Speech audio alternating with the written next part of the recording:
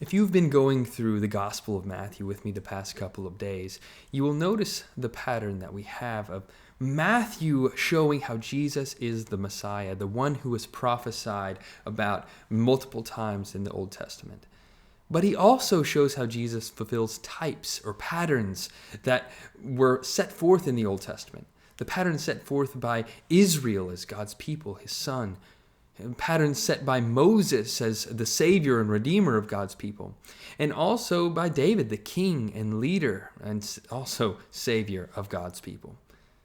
And so Jesus is the ultimate fulfillment of all those figures or patterns. And we see the same thing in chapter 3. After we see John fulfilling the pattern as the new Elijah, the ultimate prophet before Jesus himself comes on the scene, we now see that Jesus is baptized. And we're stuck with the question, why is Jesus baptized? Isn't baptism for the remission of sins? And Jesus was sinless, according to the author of Hebrews. And John himself asked this question in chapter 3 and in verse 14. John would have prevented him, saying, I need to be baptized by you, and you would have me baptize you? But Jesus answered him, that let it be so now, for it is proper for us in this way to fulfill all righteousness. But what does that mean? And there are various explanations that we can give for what fulfilling all righteousness means here, but I'm going to propose one that maybe you haven't heard before.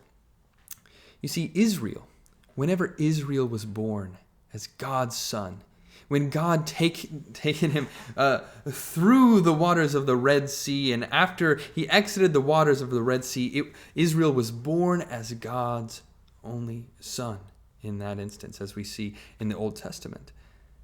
And so, in the same way, Jesus identified with Israel by himself passing through the waters in order that he can identify with Israel as well.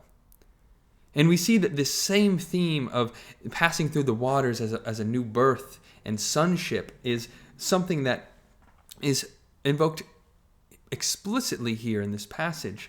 Right after he is baptized, it says that when Jesus had been baptized, just as he came up from the water, suddenly the heavens were opened to him, and he saw God's Spirit descending like a dove and alighting on him.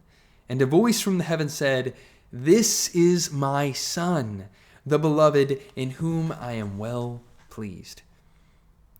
So Jesus fulfills this pattern of passing through the waters and showing that he is a Son of God.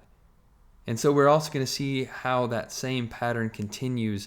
Just as Israel passed through the waters of the Exodus and then went into the wilderness for 40 years, so also Jesus is going to go into the wilderness for 40 days and will be tested just as Israel was.